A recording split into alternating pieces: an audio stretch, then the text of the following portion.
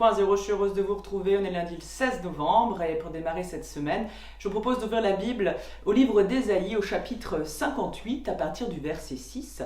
Quel est le jeûne qui plaît à Dieu finalement? Quelle est la relation la plus chouette que l'on peut avoir à Dieu? Voici ce qu'il nous est proposé de méditer. Le jeûne, tel que je l'aime, le voici, vous le savez bien. C'est libérer les hommes injustement enchaînés. C'est les délivrer des contraintes qui pèsent sur eux. C'est rendre la liberté à tous ceux qui sont opprimés. Bref, c'est supprimer tout ce qui les tient en esclavage. C'est partager ton pain avec celui qui a faim. C'est ouvrir ta maison aux pauvres et aux déracinés. Fournir un vêtement à ceux qui n'en ont pas. Ne pas te détourner de celui qui est ton frère. Alors ce sera pour toi l'aube d'un jour nouveau. La plaie que tu as ne tardera pas à se cicatriser et le salut te précédera. Et la glorieuse présence du Seigneur sera ton arrière-garde. Quand tu appelleras, le Seigneur te répondra. Quand tu demanderas de l'aide, il te dira « j'arrive ». Si tu cesses chez toi de faire peser des contraintes, de ridiculiser les autres en les montrant du doigt ou de parler d'eux méchamment, si tu partages ton pain avec celui qui a faim, si tu donnes à manger à qui doit se priver, alors la lumière chassera l'obscurité où toi tu vis. Au lieu de vivre dans la nuit, tu seras comme en plein midi. Le Seigneur restera ton guide. Même en plein désert, il te rassasiera et il te rendra des forces. Tu feras plaisir à voir comme un jardin bien arrosé, comme une fontaine abondante dont l'eau ne tarit pas. Alors tu relèveras les anciennes ruines et tu rebâtiras sur des fondations, abandonnées depuis longtemps. Et on te nommera ainsi le peuple qui répare les brèches des murailles et qui redonne vie aux ruelles des villes. Alors le sens du jeûne, c'est un peu compliqué parce que s'abstenir de manger toute nourriture, c'est une pratique commune à beaucoup de religions, ça on le sait.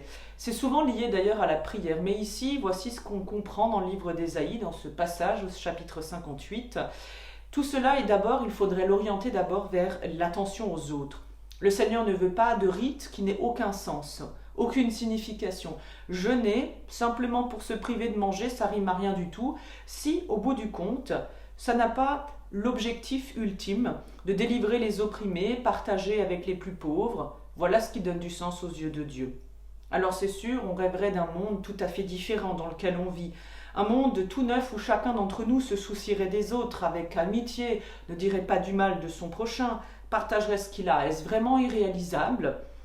Est-ce une utopie dans le monde d'aujourd'hui dans lequel nous vivons, ce avec quoi nous sommes tous confrontés?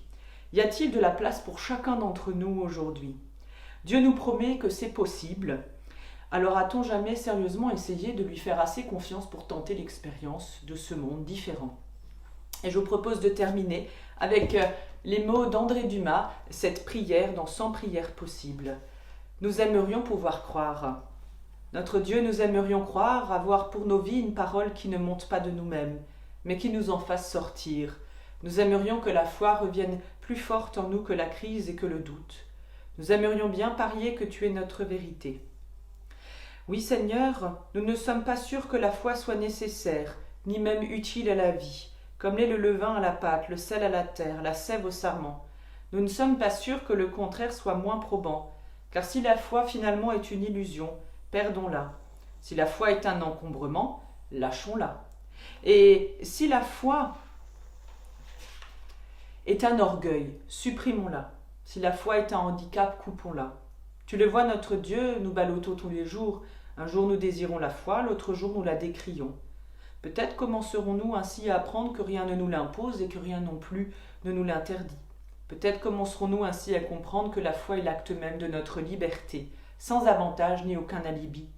Peut-être surtout commencerons-nous à deviner que ce cadeau nous est constamment offert, pour le jour où nous nous déciderons de le prendre, car le seul secret de la foi est qu'elle n'en a pas d'autre que le secret de notre liberté. La foi est une histoire à laquelle j'associe librement mon destin, pour vivre sur ce chemin où tu lèves, et tu relèves incessamment les hommes, où tu attaques, où tu réconcilies, où tu convoques, où tu appelles. Mets la foi, Seigneur, en moi pour que je puisse justement me mettre en la foi. Au nom de Jésus-Christ qui a marché sa vie dans la foi en toi. Amen.